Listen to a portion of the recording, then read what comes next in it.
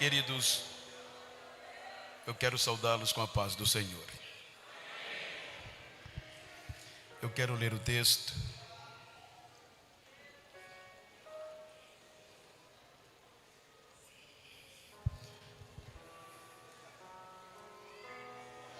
Capítulo 14 do Evangelho segundo escreveu São João. Uma mensagem que nós costumamos pregar nos primeiros dias de novos convertidos, mas está no contexto temático da proposta. O versículo 1 diz: que o coração de vocês não fiquem angustiados. Vocês creem em Deus, creiam também em mim. Na casa de meu pai há muitas moradas. Se não fosse assim, eu já lhes teria dito, pois vou preparar um lugar para vocês. E quando eu for e preparar um lugar, voltarei e os receberei para mim mesmo, para que aonde eu estiver, vocês estejam também. Amém? Queiram tornar os vossos assentos de forma carinhosa.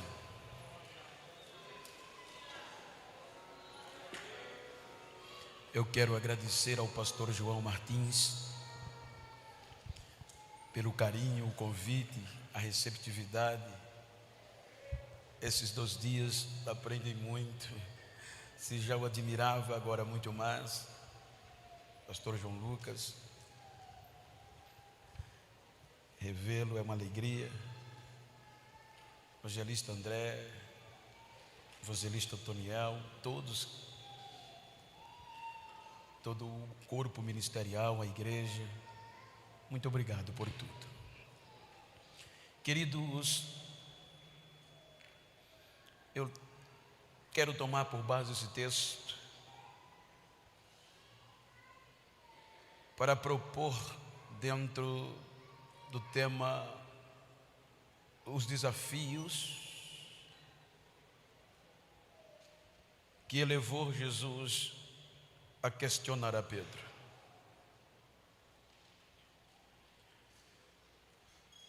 O capítulo 13, nós deparamos-nos com uma reunião de despedida, uma reunião de preparação. Estavam chegando o fim de 3 anos e meio de convivência, de relacionamento e de aprendizado. O assunto que Jesus abordou no capítulo 13, segundo registra São João, causou uma celeuma, a ponto em que os discípulos questionaram-lhe, pois ele propôs que iria partir. Quando nós analisamos a perspectiva literal, os irmãos hão de conver, pelo contexto da época e pela Bíblia dar para perceber, que até aqui a perspectiva dos discípulos era que Jesus ia revolucionar o Império Romano, com base em libertar os judeus do domínio romano, liderar uma revolução, sobressair sobre o poder religioso e estabeleceu o seu reino em Jerusalém. Então eles depositavam em Cristo esta esperança, até porque é peculiar pelo contexto vivido. Então no capítulo 13, Jesus reúne, abre Os irmãos vão de perceber que daqui para frente é tudo assunto de despedida, de intercessão, até a cruz e a ressurreição. Então Jesus propõe que iria, mas eles não iam ficar desamparados. Então é quando vai terminando o capítulo 13, a euforia sanguínea de Pedro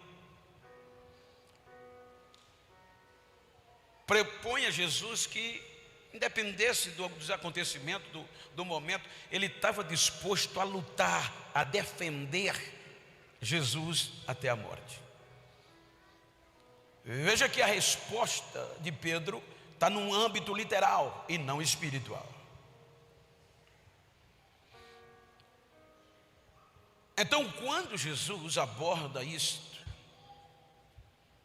era porque Jesus sabia os desafios que estavam por vir, que ele mesmo tinha enfrentado.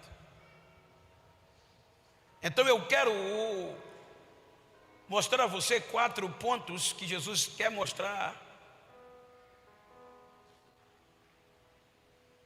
A primeira era o contexto religioso.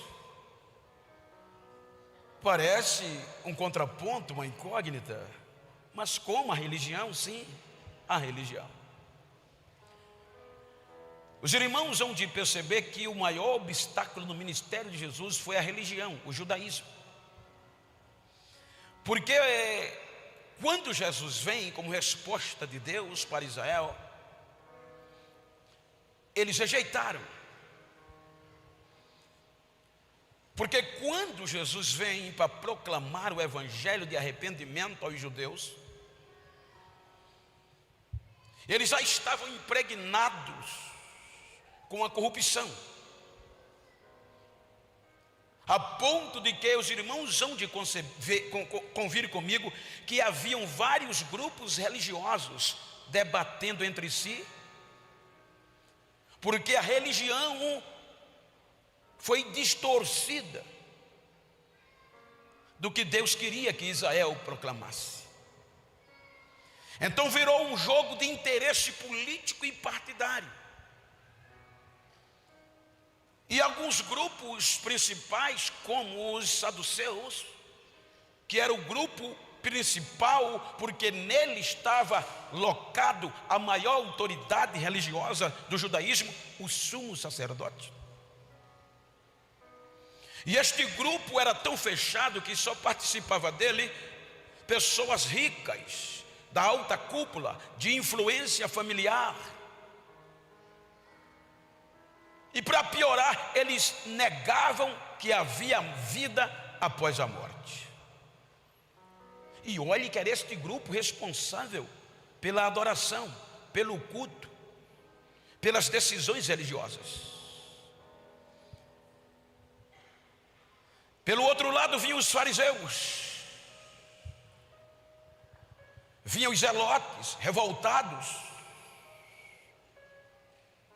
que queriam proclamar uma revolta militar, até quem diga que a maioria dos discípulos eram destes.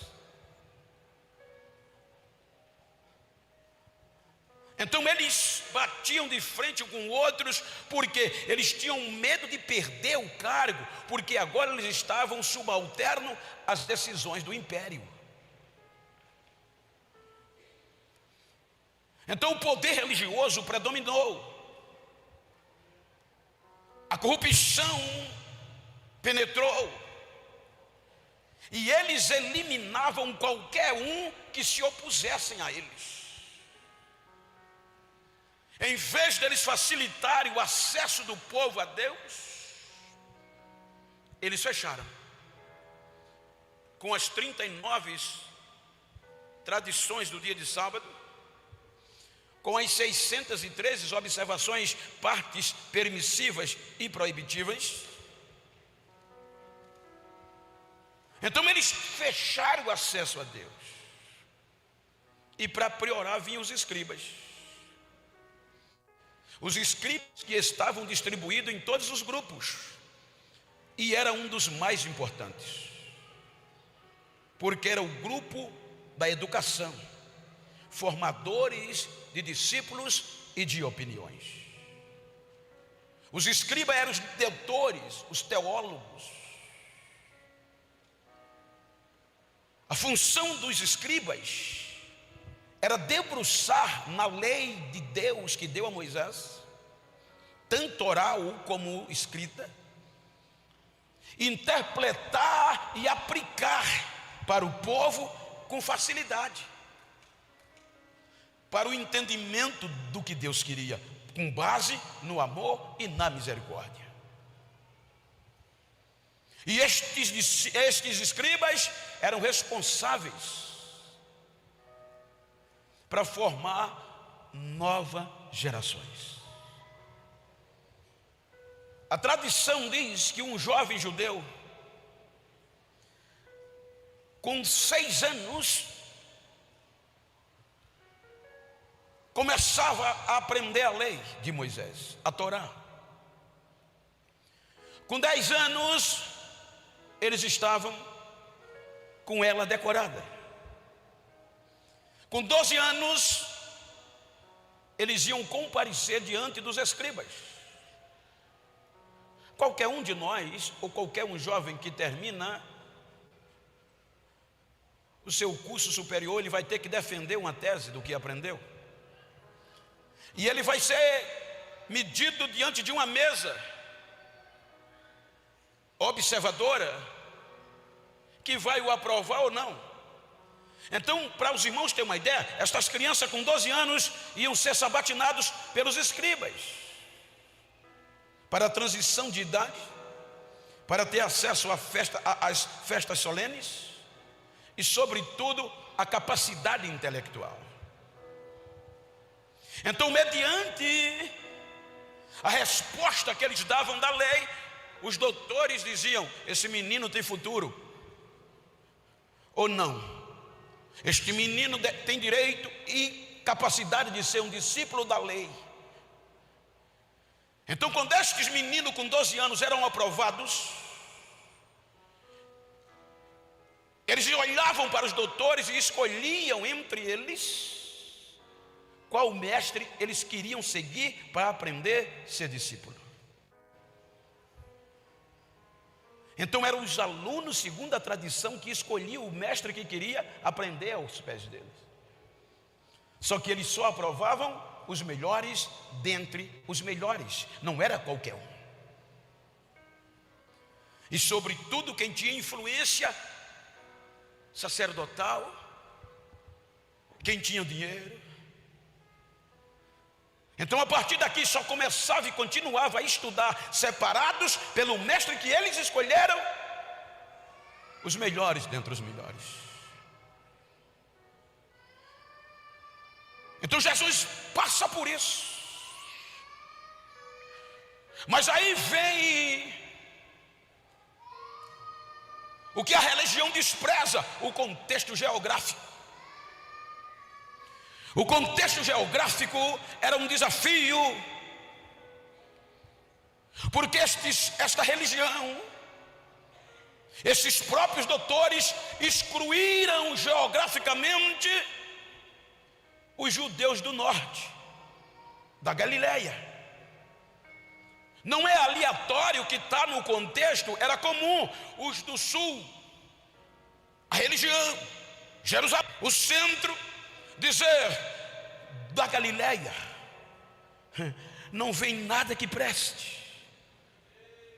Nem o jovem da Galileia tinha capacidade, segundo eles, para se tornar um discípulo de um daqueles mestres de Israel.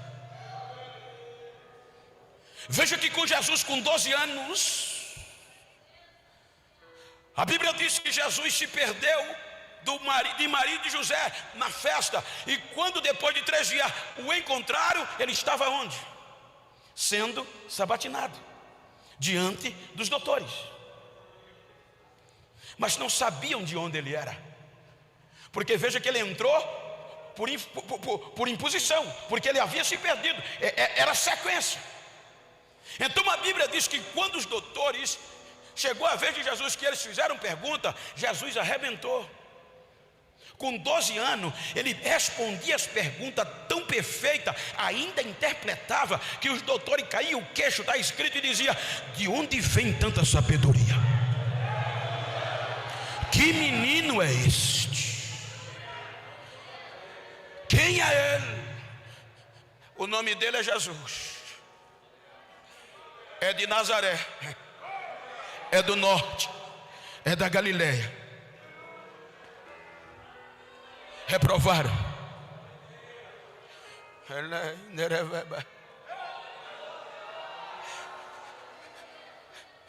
17 anos depois, quando ele completa 29 anos, aquele que a religião, aquele que a academia de formar discípulos para o judaísmo rejeitou, começa a ser cheio do Espírito Santo.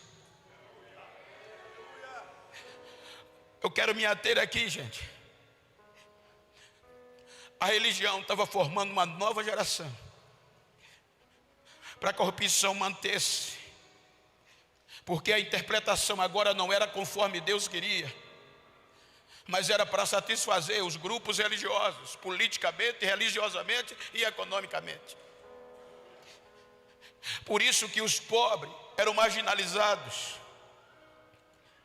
Veja como acontecia, veja como a corrupção interrompeu o poder de Deus. Primeiro, a cúpula, a mais alta autoridade da religião, não acreditava em arrebatamento, em vida depois da morte. Eles faziam um culto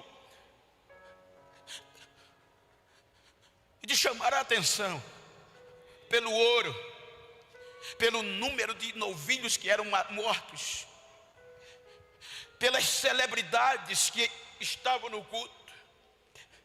Mas enquanto eles cultuavam, no lado de fora do templo, estavam os pobres, aleijados, marginalizados, que nem adorar tinham direito. E eles, como representantes de Deus, nem oração faziam. No caminho para a igreja eles passavam, e era um mendigo atrás do outro, um aleijado atrás do outro. O culto começava, tinha oração 3 vezes ao dia, mas não havia milagres. Tinha ouro, tinha poder, tinha influência, tinha religiosidade, mas Deus não estava. O Espírito Santo não estava. Então o primeiro desafio foi religioso e geográfico. Aí quando Jesus completa 29 anos, a Bíblia diz que ele é cheio do Espírito Santo. E quando ele soube que João Batista fora morto, ele começou a pregar o evangelho do reino, dizendo: arrependei-vos, porque é chegado o reino dos céus. Agora ele vai divulgar, propagar o maior projeto de reconciliação do homem com Deus. Então aqui ele já começa um contraponto, porque na lógica humana, na lógica da grade curricular acadêmica da lei em Jerusalém, qualquer mestre, qualquer pessoa inteligente que quisesse fundir um pensamento, uma tese, uma notícia, ele teria que escolher os capacitados, aqueles que passaram na aprovação da mesa diretora, aqueles que passaram no crivo e sobretudo da Judéia. Aí Jesus, para proclamar o evangelho que ia revolucionar o mundo, o planeta e o inferno, ele não vai em Jerusalém, ele não vai escolher só quem tinha diploma ou anel do dedo. Ele vai confiar nos caipiras, pescadores, geograficamente rejeitado pela religião.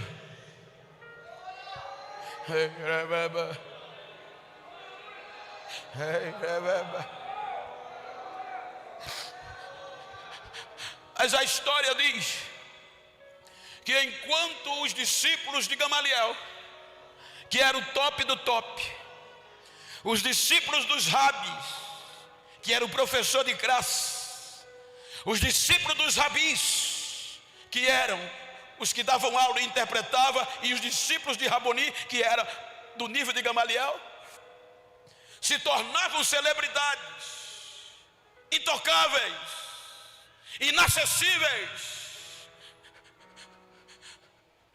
Os discípulos de Jesus que vieram do norte eram pobres. A Bíblia diz que eles não tinham cultura, eram iletrados.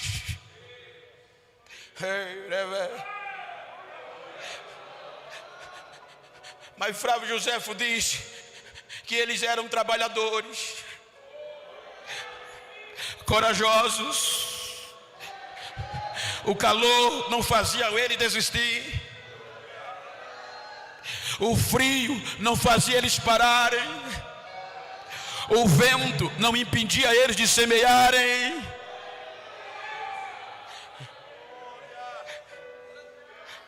Aí agora Jesus vai pregar o evangelho acompanhado por estes homens, por esses jovens. Só que agora o evangelho de Jesus não vai ser recheado de glamour, não vai ter celebridades, mas é recheado de milagres. O que não acontecia em Jerusalém, com todo aquele apogeu, com todo o amparato de culto, Jesus vai para um casamento, e é um casamento de pobre, que falta o vinho. Ele transforma algo em vinho, e não só foi transformar, o maître, o copeiro, o homem responsável pela aprovação do vinho, o experiente, quando prova o vinho, diz: não é possível deixar o melhor para o final. O melhor não foi só, foi o melhor. Aí a notícia começou a rodar. Jesus vai para Nazaré, é expulso, vai morar em Cafarnaum. E em Cafarnaum os milagres eram visíveis. A Bíblia diz que vinham pessoas de toda a região, trazendo os doentes, os endemoniados, os enfermos, os paralíticos. E Jesus botava os demônios para correr, curava os doentes e ainda levantava os paralíticos, e o nome de Deus era glorificado. Aí a notícia chega em Jerusalém. Surgiu um profeta na Galileia, que está dando esperança a quem não tinha. Em quem a gente não acredita mais, ele está dando esperança, e está pregando que tem vida após a morte, batendo de frente com a cúpula.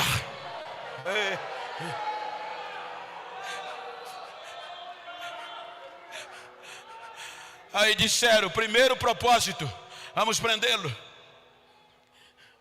Porque se os irmãos analisarem Atos capítulo 5, vão ver isso. Alguns homens que não aceitavam a opressão da Judéia com a Galileia, entre eles um chamado Teuda e o outro chamado Judas, o Galileu, já havia juntado um grupo de homens para revoltar-se contra o alto imposto e para tentar abater este contexto. E o sistema matou o líder e o resto desapareceram. Então agora aparece Jesus, e na ótica dos discípulos, na ótica geral, era um impostor, era mais um aventureiro. Aí disseram: vamos prendê-lo. Aí João capítulo 7 diz que nesse interim Jesus entra em Jerusalém, sintetizando. E quando Jesus chega em Jerusalém, não vai para o templo, vai pregar na rua, em praça pública. E a Bíblia diz que a multidão não vai para o templo, vai para a praça. Aí vão dizer a liderança: Jesus está pregando lá na praça, e a multidão está ouvindo e vai se converter. Aí os líderes dos sacerdotes chamaram os agentes policiais e disseram: vão lá prendê-lo, tragam-o. Os soldados foram. Quando chegaram lá, Jesus estava pregando.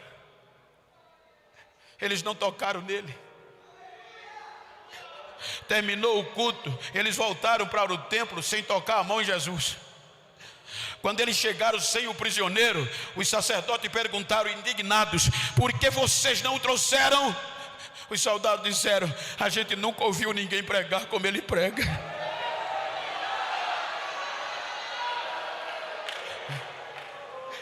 Aí vai Jesus, acompanhado por esse discípulo, confrontando com a religião.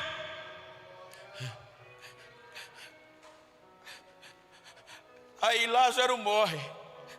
Eu estou sintetizando, não quero ultrapassar o limite. Contrariando a tradição judaica, como os saduceus não acreditavam em ressurreição, os fariseus acreditavam, disputavam entre eles. Os fariseus acreditavam que até 3 dias o morto ressuscitava. Aí Jesus vai com 4 dias de morto, Lázaro, quebrando toda a crendice, e ressuscita Lázaro. Com 4 dias, sim. E a notícia chega em Jerusalém. Aí Marta e Maria e Lázaro promovem um culto em ação de graça. Porque a Bíblia diz que o povo agora aceitava o evangelho de Jesus, não só pela pregação, mas só em ver Lázaro andando, dizia: é de Deus. Aí já aceitava Jesus. Aí no culto em ação de graça, os fariseus vão lá, não como convidado, mas intruso, para observar se era verdade. E quando chegaram lá, que viram o povo olhando para Lázaro e aceitando Jesus, e o homem que há poucos dias estava podre, agora dando glória e assentado perto de Jesus, voltaram indignados. Aí João capítulo 11 diz que agora tramaram, porque nem a prisão estava resolvendo. Aí a Bíblia diz que agora o plano era matar Lázaro e matar Jesus. Decidiram em reunião: vamos matá-lo. Porque para matá-lo, a gente acaba com esse negócio de ressurreição. A gente acaba, porque matando ele, esses semi-analfabetos, esses caipiras, desaparecem, como a gente já fez anteriormente.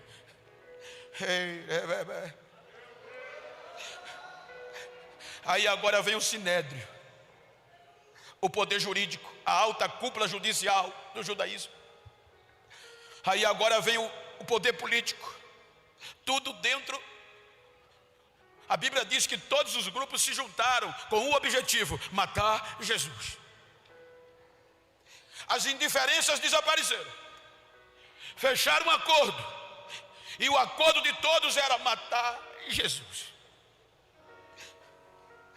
E para isso usaram os 2 piores viés para o ser humano morrer. Primeiro, Deuteronômio 21, versículo 22 e 23. Você vai ler que era na lei de Moisés. Foi Deus que falou: quando alguém de vocês pecar e o julgamento dele for morte, e se vocês resolverem crucificá-lo, ele será maldito de Deus. Todo que fosse pendurado no madeiro, crucificado, era maldito de Deus. E pela lei romana era vexatório, era vergonha. Agora eles resolveram matar Jesus pelo poder político, apoiado pelo poder jurídico do sinédrio. Matar Jesus como maldito e como a pior vergonha do ser humano.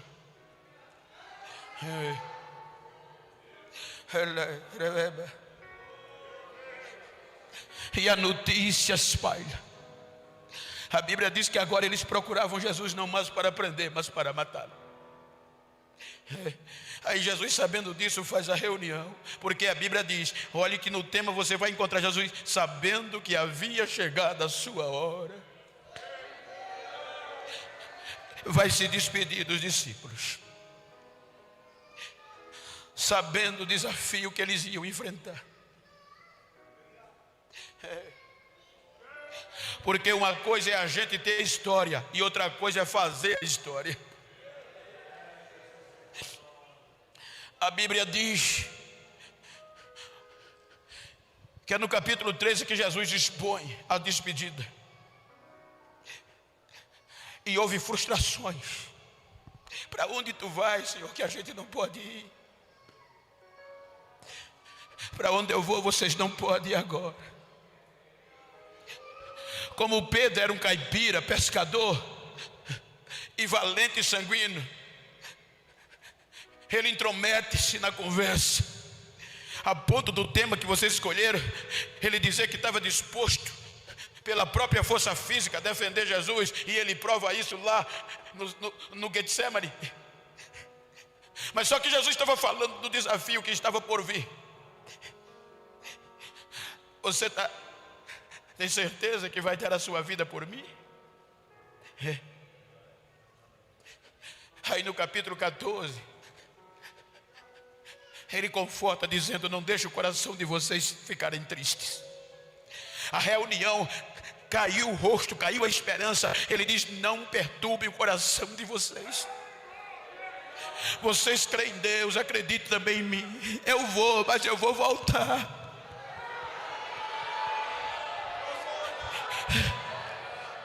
Eu vou rogar ao Pai, e o Pai não vai deixar vocês desamparados. Ele vai enviar o Consolador, e vocês não vão ficar só.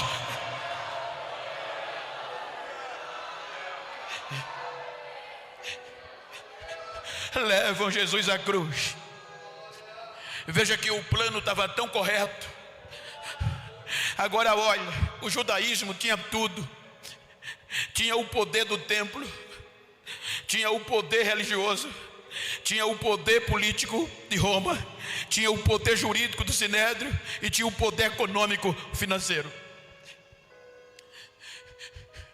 Por isso que quando eles prenderam Jesus, estava representando Roma. Eles não estavam procurando o Salvador, ele estava procurando o perturbador da ordem pública, o insurgente, o criminoso e o pior deles. Quando eles prenderam Jesus, a Bíblia diz que os discípulos se vão, exceto dois, mas ficam de longe. E estes dois, um diz: eu não o conheço. Aquele que no começo, no final do capítulo 13, estava dizendo que ia dar a vida, agora disse: eu nunca nem ouvi. E Jesus é crucificado. O desespero bate.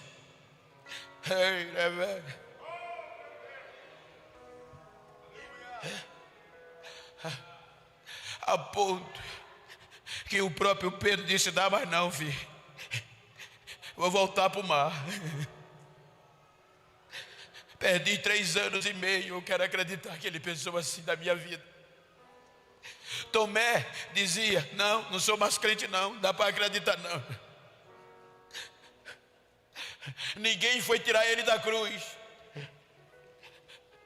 porque muitos eram enterrados como indigente, porque era vergonha se expor como amigo, como família.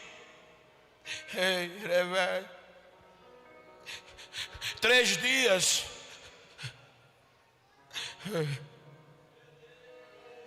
se passam, o desespero, a decepção. Veja que alguns discípulos diziam: pensávamos que era ele, que iria nos libertar. Manhã do 3º dia, uma das mulheres mais crentes do Novo Testamento, chamada Maria Madalena, reúne um grupo de mulheres e vai ao sepulcro. Fazer o quê? Ela não vai esperar Jesus ressuscitado, ela vai embalsamar o resto mortais de Jesus. Quando ela chega no sepulcro, a pedra que tampava o sepulcro estava removida, mas a visão delas não era arrebatamento, não era ressurreição. Veja que quando ela entra, o corpo não está. Ela sai para fora em desespero, chorando. Aí vem 2 anjos: Maria, por que choras?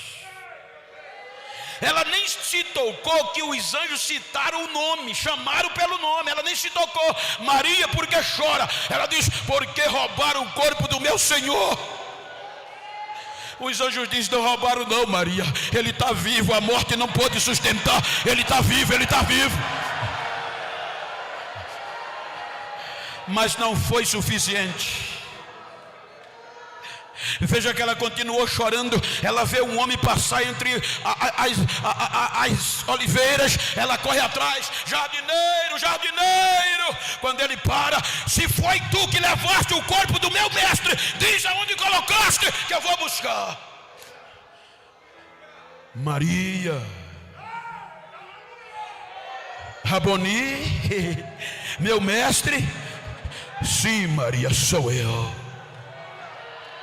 Não me abrace, porque eu ainda não subi para o meu Pai. Mas vá e diga a seus irmãos e meus irmãos que eu estou vivo.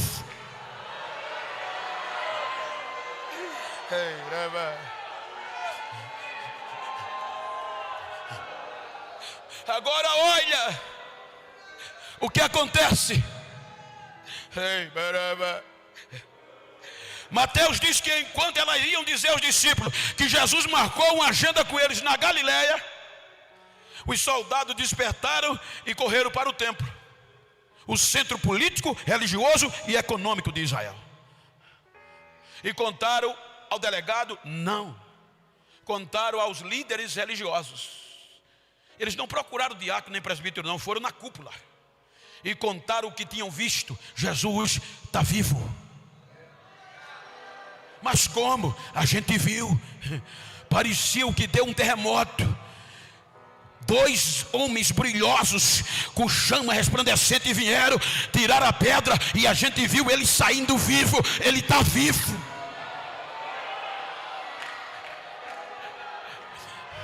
Aí disseram: vamos usar a corrupção. Disseram aos soldados: nós vamos dar muito dinheiro a vocês, para vocês não falar isso para ninguém, mas pelo contrário, vocês vão dizer que ele está morto. E os discípulos roubaram o corpo dele. E os soldados aceitaram o dinheiro. E a Bíblia diz: isso é o que está escrito. Agora olha a gravidade. Jerusalém estava lotada de gente, de cerca de 17 nações. Homens de debaixo do céu, religiosos de toda parte. E agora o judaísmo, amparado pelo poder político, jurídico, religioso e econômico,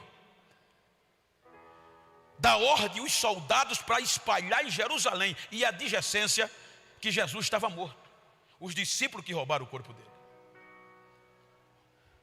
Enquanto os soldados espalhavam esta notícia, e os irmãos sabem que o judaísmo é a boca de Deus pela lei. O sumo sacerdote para o povo judeu é Deus falando.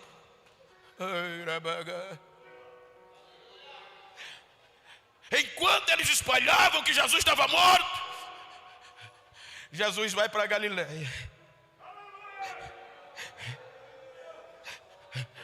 e vai buscar os desviados.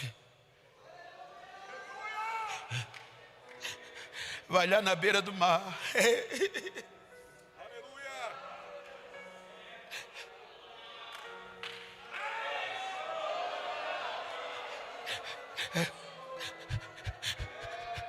E espera a madrugada quase inteira para Pedro terminar de pescar. Ele vai para a beira da praia e espera Pedro. Ele restaura Pedro. Ele vai atrás de Tomé, restaura Tomé. Restaura os discípulos de Emaús. E vai dialogando: ficai em Jerusalém, até que do alto sejais revestidos de poder. Porque vocês vão ser minhas testemunhas. Vocês vão pregar que eu estou vivo. E eu vou estar com vocês todos os dias. Depois de 10 dias, ele sobe. 50 dias após a Páscoa, 40 dias, ele sobe aos céus. E enquanto ele sobe, os anjos vêm e diz: varões galileus. Você vai encontrar muito essa frase, galileus. Era pejorativa. Eram desacreditados. Varões galileus, porque vocês estão perplexos olhando para o céu.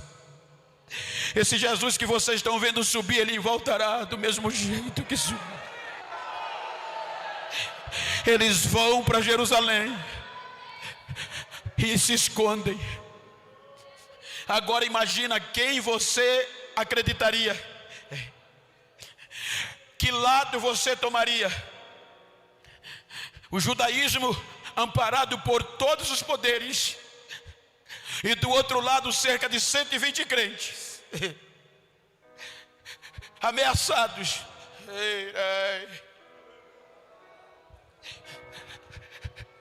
sem apoio político,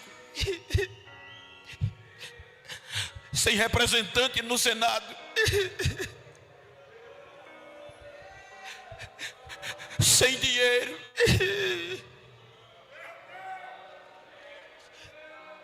sem leitura, sem diploma e sem cultura. O que eles tinham? Só a promessa.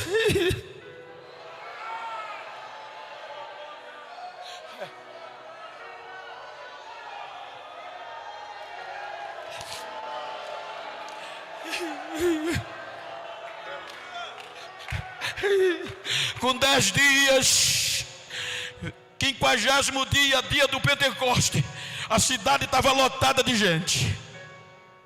Aí o Espírito Santo vem. Não vai no templo, não vai aonde estavam as celebridades,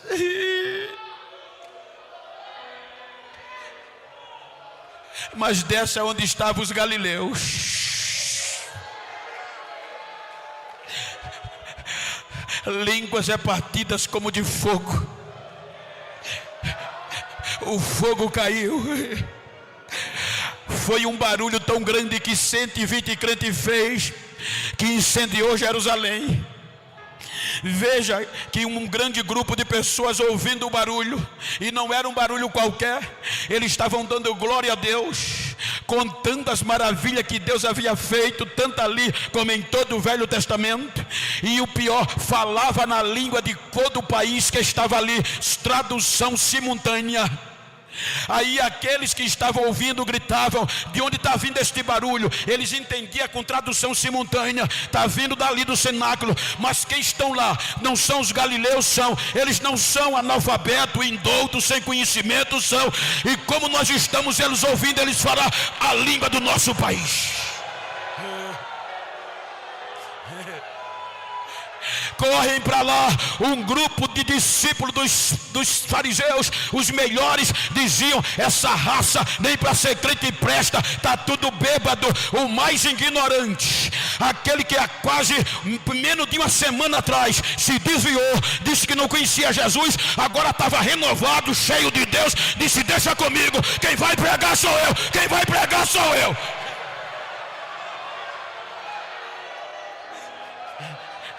Ele prega uma mensagem simples, com base na história e na cruz de Cristo.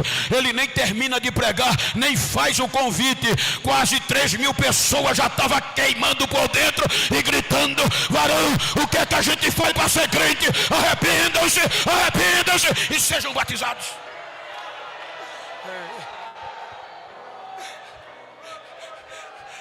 E agora ninguém sustentava mais.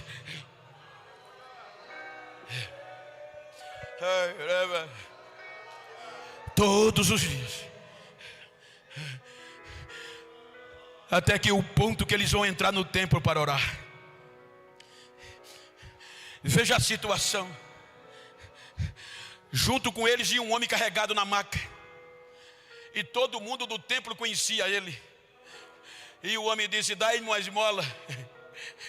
Mas eles estavam lisos, gente. Não temos prata nem ouro. Mas o que nós temos te damos, em nome de Jesus. Levanta. O homem já levanta. Já tinha um hino. Ismael, não sei se ele já andava com violão, eu sei que ele cantou. Tirou o hino do bolso, entrou no templo lotado, cantando, dando glória, saltando. Pedro e João pregando dentro do templo. Foi dentro do templo. O número de salvos foi para quase 5.000. A oração do judaísmo virou pentecostal e o poder de Deus caiu. São ameaçados pela alta cúpula para não pregar mais nesse nome a quem quer que seja. Mas ninguém fazia eles pararem. Eram movidos por uma esperança. Ele vem. Agora a nossa vida não tem mais valor para nós.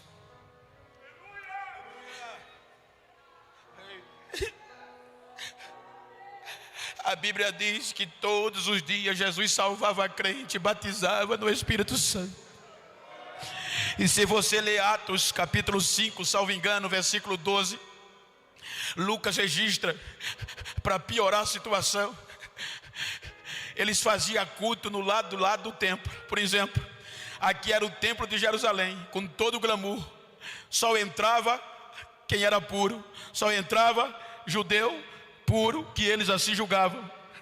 Aí a Bíblia diz que os discípulos e todos que se convertiam se congregavam, adoravam, faziam culto no lado de fora do templo, no pórtico de Salomão, que era um anexo, uma entrada do templo. Agora era um culto frio aqui dentro e um culto pegando fogo lá fora. Era a celebridade aqui dentro e os incoutos lá fora. Era o poder da celebridade dos famosos dentro e os ignorantes lá fora. Mas dentro estava frio e fora, a Bíblia diz, Jesus batizava, Jesus salvava, as pessoas saíam de dentro e iam se congregar fora. Aí disseram: o que é que a gente faz para parar esse povo? Fizeram uma reunião de urgência e chamaram quem? Os escribas, os homens que entendiam da nova geração. Eles formavam a nova geração. Aí chamaram os escribas, e entre eles o mais venerado, o mais reverenciado, Gamaliel. E o assunto da reunião foi: o que é que a gente faz para parar esses ignorantes? A prisão não está podendo, a gente prende, não sei quem é que solta. Ameaçar não está adiantando. Chicotear, eles não param. Matar, não está resolvendo. Então vamos pegar ele pela ignorância. São do norte, ignorante, não sabem ler, não conhecem a lei. E ele dizia que quem não conhece a lei era maldito.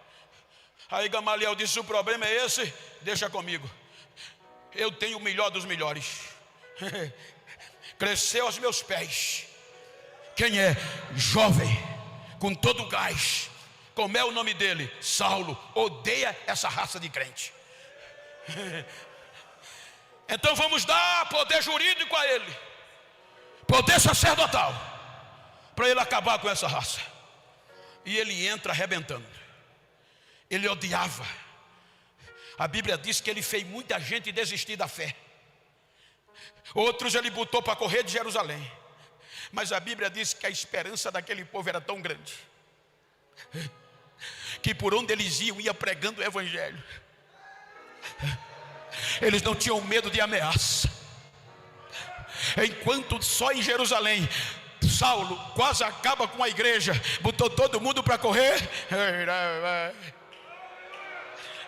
o evangelho chegou em Damasco. Aí, representante do alto nível jurídico, ele fazia parte do Sinédrio, porque só quem votava era membro do Sinédrio. O bambambam sabe que os crentes estão em Damasco, com raiva ele vai prendê-los ou matá-los. Aí, antes de chegar em Damasco, perto do meio-dia. Olha que coisa linda. O meio-dia é a maior explosão do sol. 2 milhões de graus Celsius.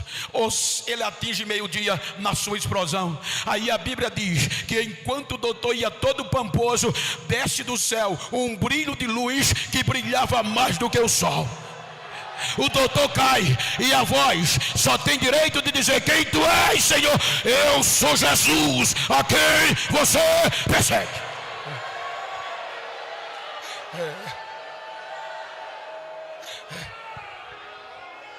O doutor já entra em Jerusalém crente, cego, orando e jejuando. Aí Jesus, para mostrar que o evangelho dele não é baseado no poder do homem, mas no poder de Deus. O evangelho dele não é baseado na sapiência do homem, mas na sabedoria de Deus. Aí vai na casa do jovem Ananias. Ananias era um jovem ignorante também, porque eles eram considerados assim. E diz: Ananias, tem um jovem vindo de Damasco, eu ceguei ele. Eu quero que você vá lá na rua chamada direita e ore por ele, que eu quero curar ele e encher ele do meu espírito. Ananias diz, Jesus diz: é Saulo o nome dele. Ananias diz: Senhor, este homem, eu tenho sabido, sou sabedor de notícia, que este homem é bravo e vem para nos matar ou levar preso. Ele era, mas ele agora é um vaso nas minhas mãos. Ananias se encoraja e vai. Quando encontra a casa de Judas, já entra cheio de Deus. Ele não chama doutor, não chama representante do judaísmo. Ele já entra dizendo: irmão Saulo, o Jesus que te cegou me mandou aqui. Eu vou orar, você vai ser curado e vai ser cheio, e vai ser cheio, e vai ser cheio.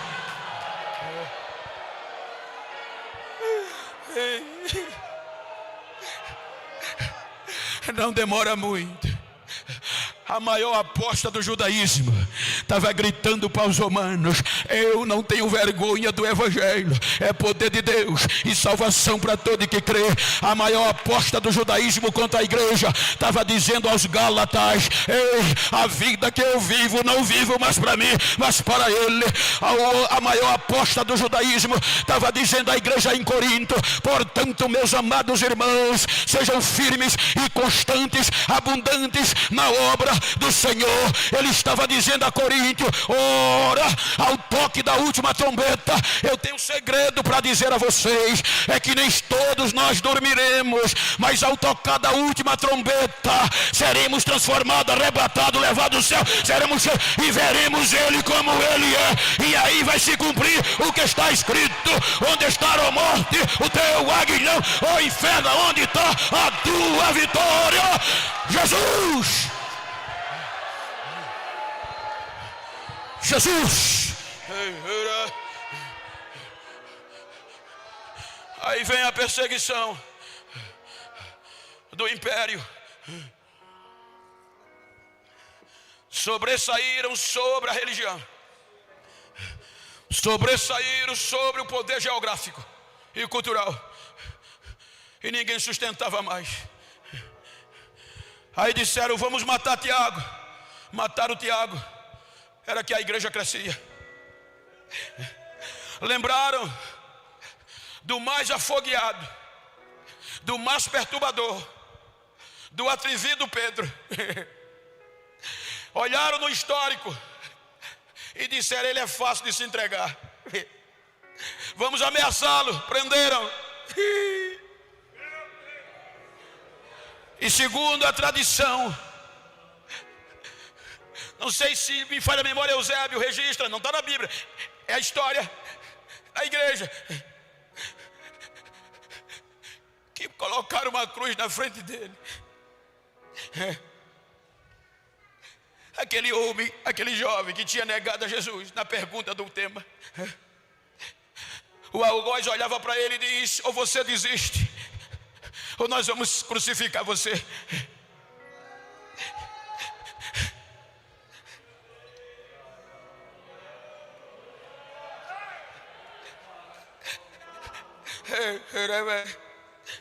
Ele diz: eu só peço uma coisa, me crucifiquem de cabeça para baixo, porque eu não sou merecedor morrer do jeito que o meu mestre morreu.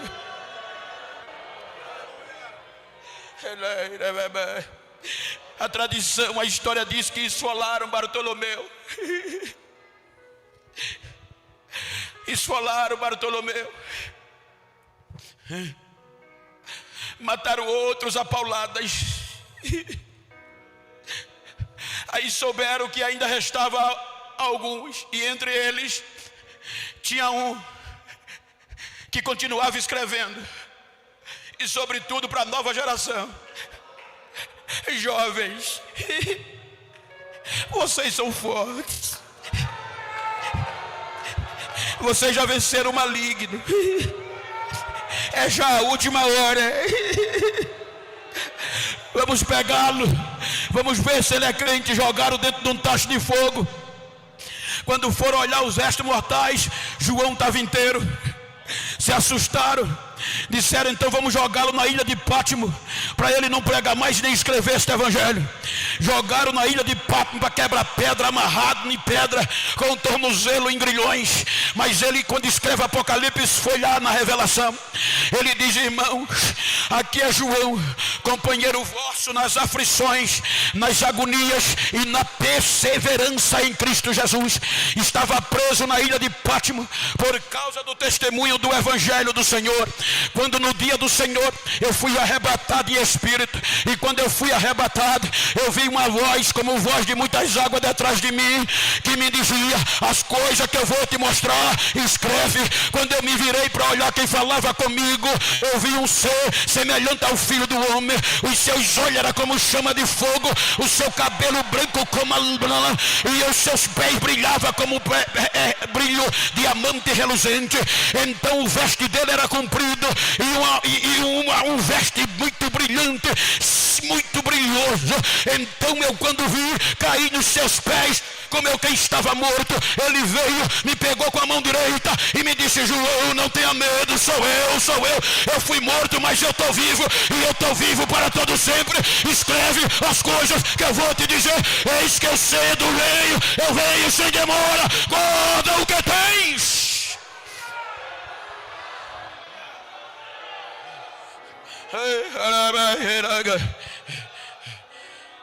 Não pararam. Os 3 primeiros séculos, deixa eu diminuir. Os 3 primeiros séculos da igreja. Os 3 primeiros séculos da igreja foi debaixo de sofrimento. Cidades que eles sabiam onde tinham crentes eram arrasadas. Os jovens eram expulsos do exército porque professava Jesus.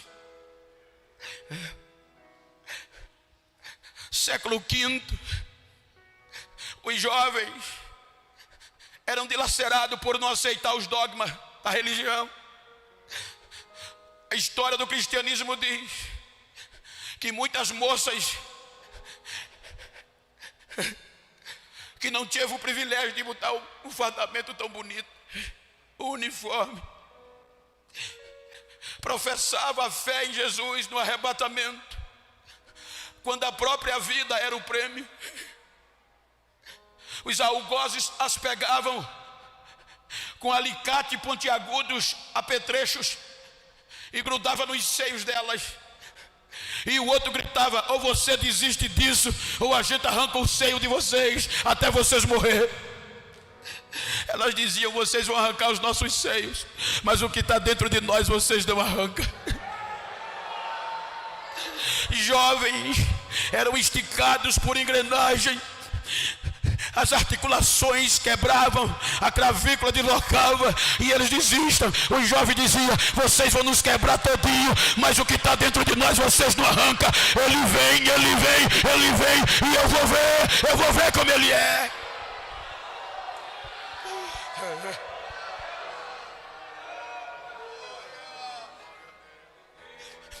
Século 13, tiraram a leitura dos pobres.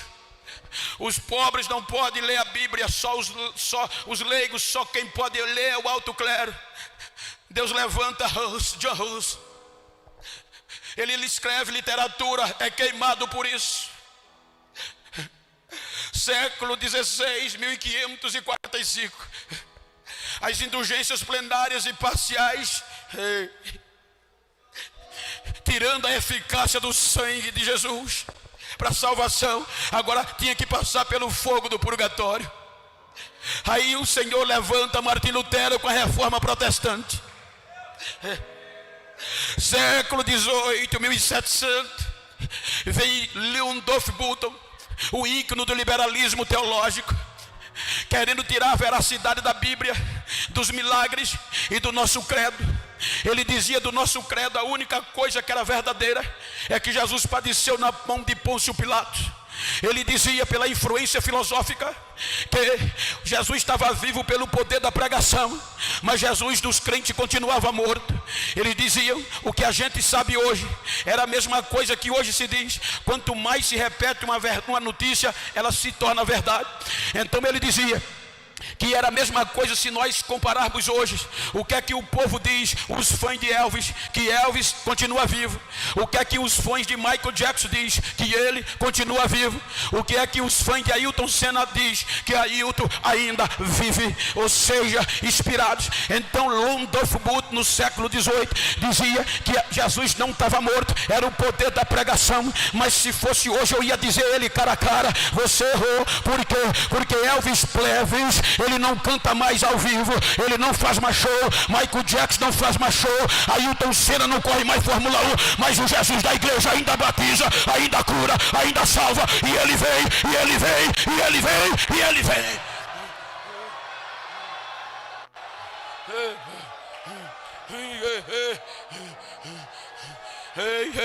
Chega aí. Século XIX, jovens doaram a própria vida para restabelecer o avivamento. Diz a história de John Wesley que ele, com o poder da fé, pregando o evangelho, atraía muita gente. Aí um grupo de céticos foi questionar: por que você atrai tanta gente pelo poder da pregação? Ele diz: primeiro eu toco fogo em mim e só vou para a praça para o povo me ver pegar fogo. Para me ver pegar fogo. Século 20, vem o século 20, 1904, Leondolf Bulton ainda prevalecia com a sua tese, com a sua teoria. Aí aparece um jovem de uma geração do começo do século 20, chamado Evan Robert. Então ele procura o pastor com 13 anos e diz: pastor, eu quero ser cheio do Espírito Santo para sacudir este país de Gales. O pastor disse: vá orar que Deus lhe enche. Ele passou 13 anos dizendo: Jesus, me enche. Com 26 anos o Espírito Santo pegou e ele se tornou o maior avivalista desse século. Ou seja, a história diz que aquele jovem fazia culto, quando ele pregava, o culto não tinha hora para terminar. Jesus batizava, o avivamento veio, e em um ano a Europa foi sacudida pelo poder de Deus. Século 20, 1906,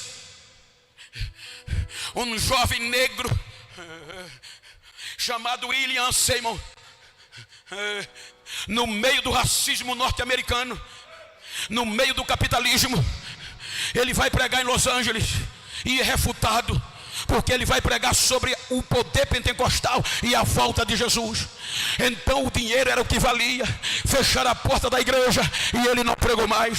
Então um irmãozinho da igreja o recolheu para sua casa. Ele começou a orar: Jesus, sacode essa cidade pelo poder, mexe com esta nação pelo poder do arrebatamento e do batismo. Aí ele vai orando, aí não demora muito, Jesus batiza ele com o Espírito Santo. Agora ele vai pregar nas ruas. Não tinha púlpito, não tinha microfone sem fio. Pegava a caixa de papelão, fazia púlpito, botava a Bíblia em cima e começava a pregar. Quem passava na rua, Jesus batizava e já voltava crente e sacudiu.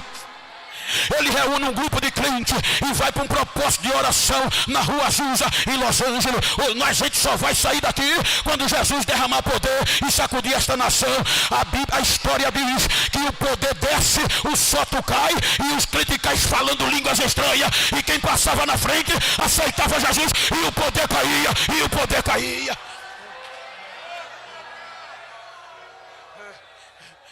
Século 20. Dois jovens deixaram o privilégio da Europa, o luxo da Europa,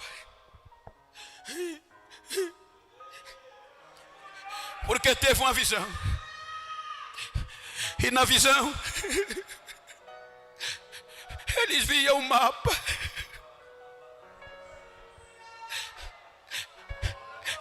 E no mapa tinha um nome, Belém do Pará. Quando vão olhar, é no Brasil.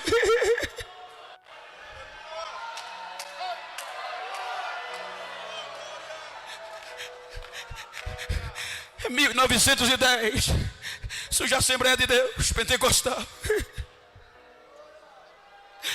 Século 20.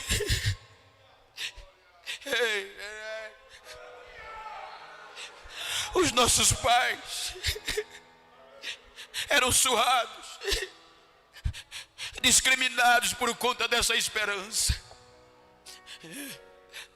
Os jovens não podiam se matricular em colégios públicos pelo simples propósito de ser crente. Apedrejados, vasilhas de urina podre, quando eles pregavam, recebia na cara.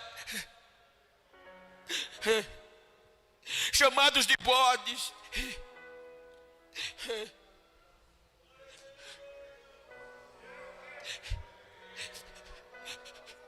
Mas não viviam mais para eles.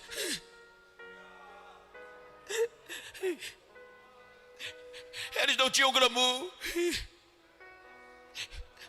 não tinham o luxo que a gente tem. Eles conquistaram para nós.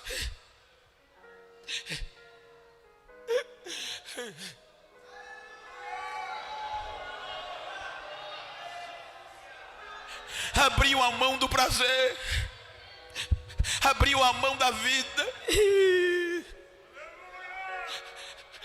Não tinha direito de se divertir. Passavam dias de jejum e oração. Mas os nossos cultos eram diferentes. Os nossos cultos não dependiam de pregador famoso nem de cantor. No hino da harpa, Jesus já batizava. Nos nossos congressos não tinha preocupação para Jesus batizar, porque quase tudo já era batizado no ensaio. Os nossos cultos, crentes saíam para casa no ombro, carregado de carro de mão, arrastado, embriagados do poder de Deus. Olha para quem está ao teu lado e diga: a gente precisa voltar ao que a gente era.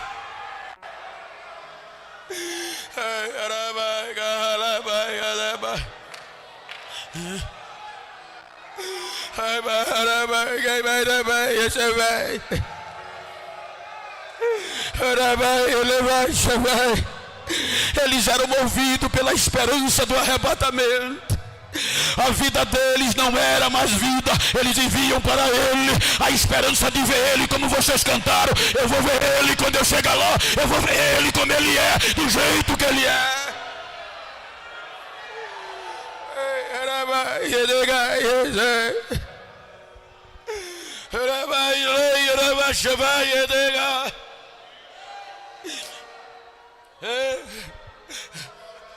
Eu estava pregando em um culto na minha cidade, em um dos bairros, chamado Chão da Jaqueira. Eu preguei e tive que sair às pressas para viajar. 1h para 2h da manhã o telefone toca. O irmão dizendo: pastor, me ajude. O que é que houve? Eu tive que trazer minha mãe nos braços do culto. Ela foi batizada e não parou de falar língua até agora. O meu irmão era desviado, chegou da droga em casa, ela continuou falando em mistério, ainda está falando. E o meu irmão começou a gritar: que calor é esse, que calor é esse? Foi tomar banho, pastor. E quando ele tomou banho, o calor não passou.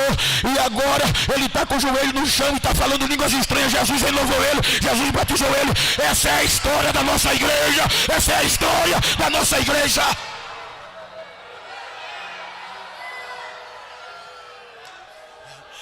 Olha para quem está ao teu lado e enche o peito de ar e diga para ele: chegou o século 21. Mas fala com força, diga: chegou o século 21. Diga para ele: agora é a nossa vez, agora é a nossa hora, agora é a hora dessa geração incendiar pelo poder de Deus. É a nossa hora, é a nossa vez.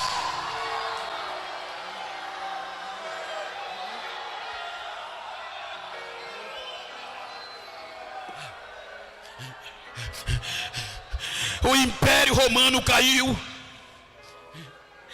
O templo foi destruído no ano 70. Paulo diz que o judaísmo foi endurecido. Os perseguidores morreram, os imperadores desapareceram, mas a igreja de Cristo está viva, está aqui esperando o tocar da última trombeta.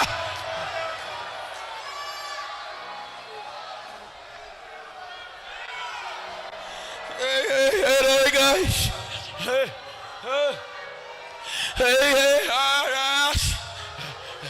Break like a Chevrolet car. Break like Sanjera, Lysar. Break like Cicero. Break like Chafó, Praia, Serai. Eu estou sacudindo esta geração pelo poder da minha glória. Estou invadindo esta casa pelo poder da minha unção. Assim diz o Senhor, recebe renovo agora.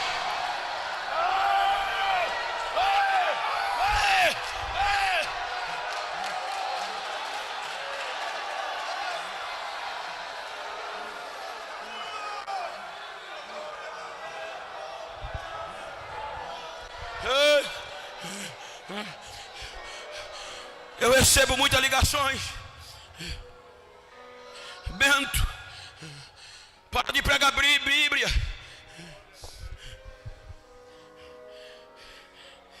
Vai pregar marxismo cultural. Não está errado, é necessário. Prega filosofia. Mostra o teu conhecimento. Mensagem que tu prega não tem conteúdo, é só Bíblia. Filosofia faz você chorar.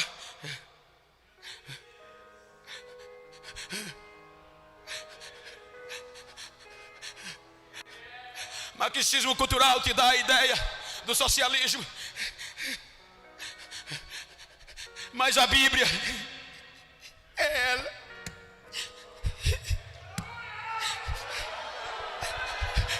ela salva. Essa palavra cura, essa palavra batiza, essas palavras mantêm a nossa fé. Ele vem, a trombeta vai tocar a qualquer momento. Ele vem.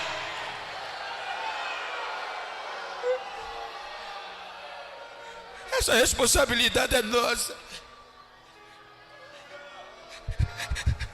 Todos esses ensinos estão querendo tirar isso de nós. Filosófico, marxismo cultural, liberalismo, estão fazendo de tudo para roubar isso de nós.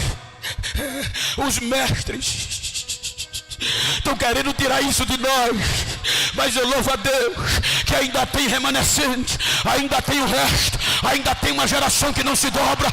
Deixa eu ver o barulho dela, deixa eu ver o barulho dela, deixa eu ver o barulho dela. Tem uma geração que não se entrega, deixa eu ver o barulho, deixa eu ver o barulho. Jesus batiza ela agora. Fique de pé, por favor.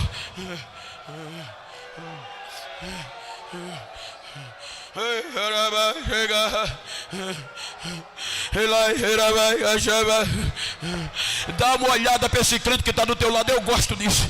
Vira para ele aí, vira para ela. Vai, me ajuda aqui, pastor João Lucas, me ajuda aqui. Olha para ele assim e diga para ele: me faz um favor. Fala, diz para ela: me faz um favor.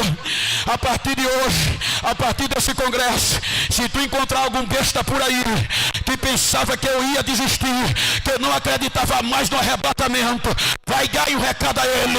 Ele quebrou a cara. Eu vou sair daqui pegando fogo. Eu vou sair dando a minha vida por Jesus, porque ele vem, abraça ele e diz: recebe a unção de Deus agora. Algo novo agora.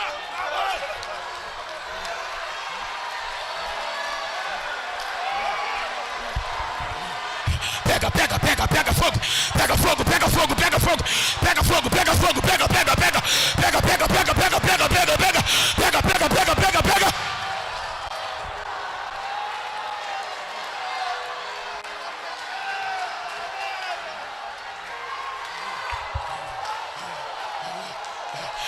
Levanta as tuas duas mãos para o céu. Se você pode e você quiser. Jesus, a palavra que me deste eu preguei. Espírito Santo, esta pedra de fogo que está queimando dentro de mim, eu ministro agora sobre a mão dessa nova geração. Agora pega a tua mão, coloca no ombro de quem está ao teu lado e grita para ele: recebe o céu, recebe o céu, recebe o céu, recebe cura, recebe batismo, recebe milagre. Agora, agora, agora, agora.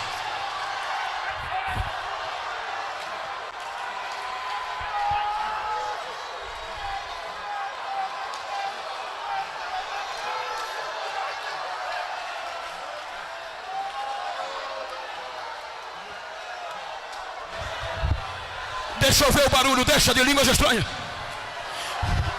Deixa eu ver o barulho da igreja pentecostal em Corumbá. Deixa. Batiza agora, Jesus. Batiza agora, Jesus. Batiza essa geração, Jesus. Vai, Jesus, vai. Pega fogo, adora. Dá vazão, dá lugar, vá. A igreja Assembleia de Deus é conhecida pelo barulho. Não é pela mídia, é pelo barulho. Deixa eu ir.